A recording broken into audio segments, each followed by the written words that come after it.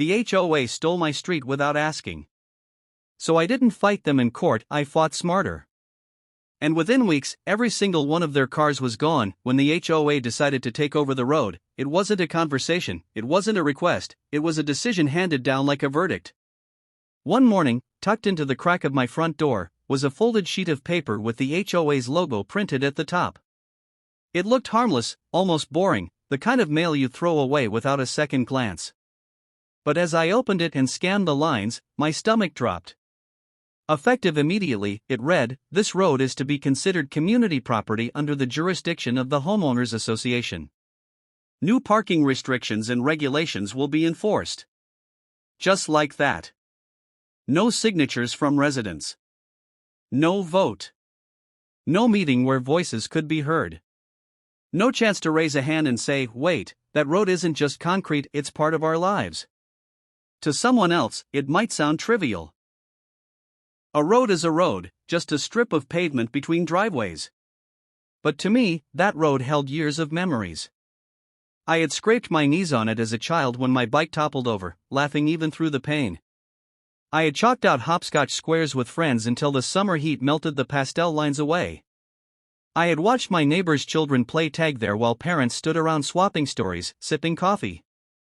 The cracks in the asphalt were familiar, like wrinkles on an old friend's face, and even the uneven dip near the corner had its charm. That road wasn't just for cars to sit on like lifeless metal statues, it was where the neighborhood had once breathed. But the HOA didn't see any of that. They didn't see children, or memories, or history. They saw control. They saw one more square of territory to dominate, one more chance to slap a fine on someone for parking the wrong way, one more chance to squeeze money out of people already paying fees for a neighborhood that was supposed to feel like home. The wording of the notice was the worst part. It was cold, technical, and deliberately final. Effective immediately. 2 words that cut out any hope of compromise. They hadn't asked us.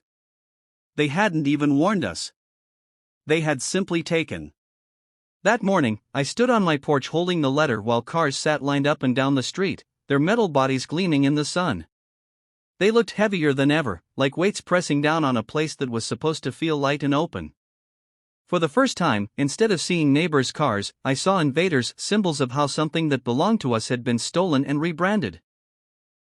I remember feeling heat rise in my chest, not just from anger but from a deeper, older kind of defiance. If they could take something so personal without asking, what would they take next? Our yards? Our porches? The way we used our own space? That was the moment the decision settled in me. I wouldn't fight them in their courts, with their lawyers, on their terms. They had taken my road without asking.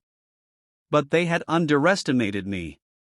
They had underestimated the value of memory, of community, of people who actually lived there. And that was the seed of the plan that would grow into something far bigger than a strip of asphalt. When I first read the notice, my instinct was to storm into the HOA office and demand answers. But even before I could crumple the paper in my fist, I knew that's exactly what they wanted me to do. That's their game, wear people down with rules, fees, and fine print until you give up. If I went in swinging, they'd bury me under legal jargon, drain me with hearings, and smirk while charging me administrative fees. Fighting them legally was like stepping into a boxing ring with a fighter who wrote the rules, owned the gloves, and paid the referee. I'd lose before the first bell rang. So, I didn't fight. At least not in the way they expected. I let the anger cool into something sharper, something useful. Instead of lawsuits, I picked strategy. I asked myself a simple question: if they can take something from me without asking, what can I take from them without touching a single thing? That's when it clicked. They had cars, dozens of them, sitting on the street as if they owned it. If the HOA wanted to claim the road, I would strip the road of the very thing they thought it was for parking. I wouldn't slash tires or call tow trucks. I'd make the cars vanish in a way no rulebook could stop. It began quietly. I started walking the street at night, jotting notes about whose car sat where, how long it stayed, who actually needed theirs daily and who just left it there like a forgotten piece of furniture. I noticed patterns: people who parked at the same spot every evening, people who let their cars sit for weeks, neighbors who clearly had garages but preferred the convenience of the curb. The more I watched, the clearer it became. Cars weren't just vehicles here, they were habits, and habits could be broken. The plan forming in my head wasn't about destruction, it was about transformation. If I could make people see the road differently, they'd move their cars themselves. No rules broken, no fines, no confrontations. Just a shift in perspective. A road that felt like dead space could suddenly feel alive, and once people got a taste of that, they wouldn't want to go back. The HOA thought power came from paperwork, but I knew better. Real power lives in what people believe belongs to them. The road belonged to us long before they declared it community property. My mission was simple: remind everyone of that truth, quietly, persistently, until the HOA realized they'd stolen nothing at all. I wasn't going to fight them in their arena. I was going to build my own and make theirs irrelevant. I started with small, believable things that didn't look like activism so much as a neighbor trying to bring life back. A single flyer slipped under doors: Saturday, books, bread, and music on Maple, come for an hour. I printed a handful of photos of the street from 20 years ago, children on bikes, a block party with paper lanterns, and taped them to the utility pole by the corner. I knocked on doors and invited the few people I knew well. My ask was tiny: bring something to sell, bring a lawn chair, bring a loaves or a baked good. No speeches, no petitions, no signs that screamed protest.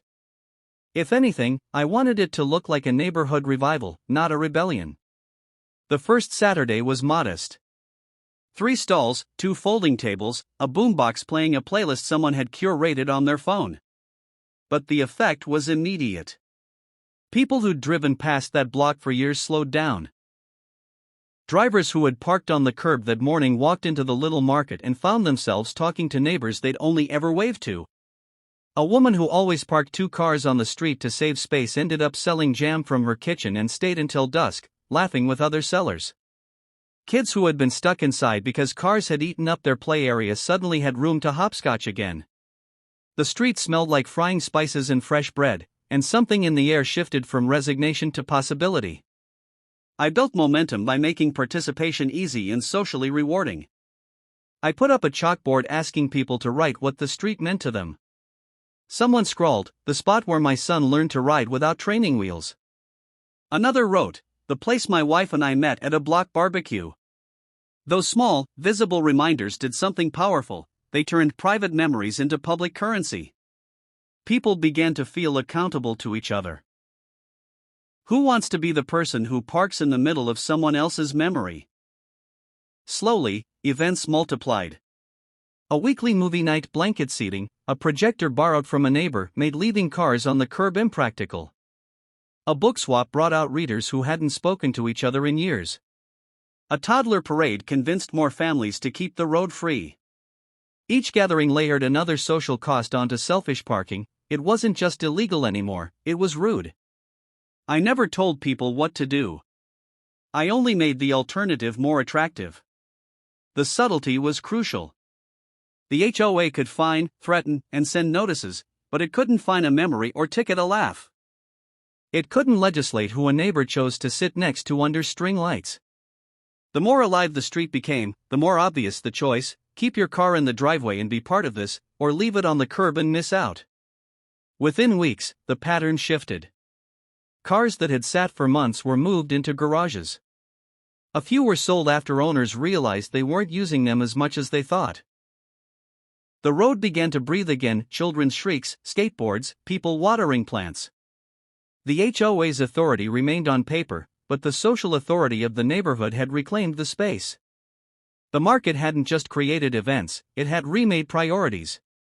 And once priorities change, rules follow or become irrelevant. At first, the change was almost invisible, the kind of thing you'd miss if you weren't paying attention. One less car on the curb. Then another. A gap that stayed open for a few days longer than usual. Neighbors didn't announce their choices, they just quietly shifted. Some started using their garages again, cleaning out the junk they had stored for years so they could park inside. Others began carpooling or walking to nearby shops instead of driving a few blocks. What had once been a line of gleaming metal along both sides of the street began to thin, like teeth falling from a jaw. But the real magic wasn't in the absence of cars, it was in the presence of something else. The road filled with people. Every Saturday market, every movie night, every community game night chipped away at the old habits. The more events we held, the more embarrassing it became to hog the road with a parked car. Nobody wanted to be the neighbor who blocked off space where kids were supposed to chase each other or where a food stall might set up. Social pressure did what rules never could, it made people willingly change. Then came the turning point. One of the heaviest parkers, a man who always left his SUV sprawled across two spots, showed up to a potluck. Instead of sneering at the gathering like he usually did, he ate, laughed, and stayed late. The next week, his car was gone. In its place was a folding table with a cooler of sodas he was giving away for the community. If he could switch, anyone could. The dominoes began to fall. A family down the block decided to sell their second car after realizing they didn't need it anymore. Why pay insurance for something that never moves? Another neighbor turned her unused parking spot into a garden, so her car had to go somewhere else. Cars didn't vanish in the sense of smoke and magic, they vanished in the sense that people stopped needing them cluttering the street. The road was evolving into something more valuable than storage space. The HOA panicked.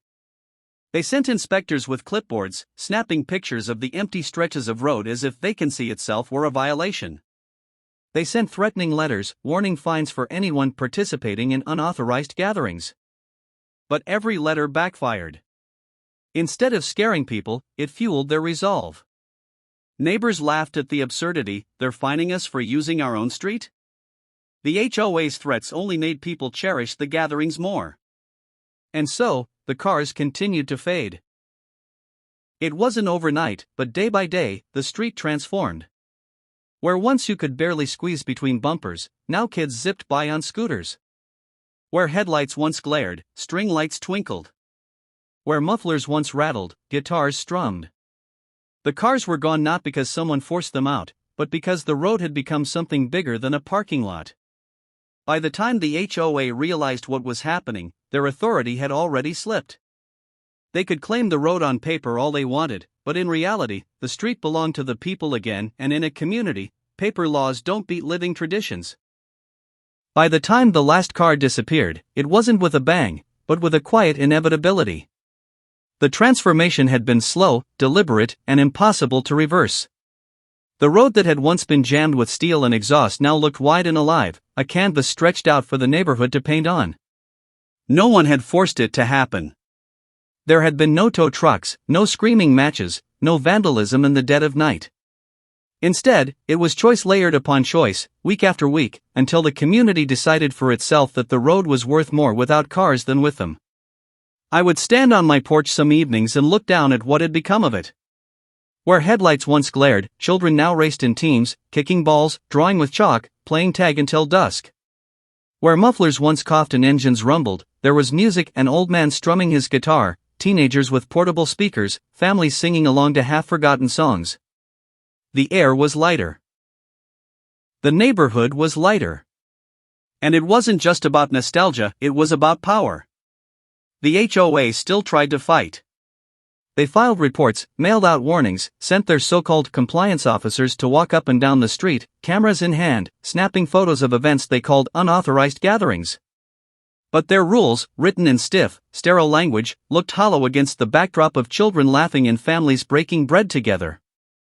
Who was going to side with them? Who would defend an empty strip of asphalt when the alternative was a community alive and thriving? The board members began to look like intruders in their own claim.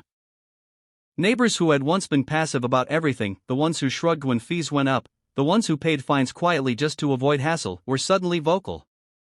They questioned every HOA letter. They stood together and said, "This isn't yours. This is ours."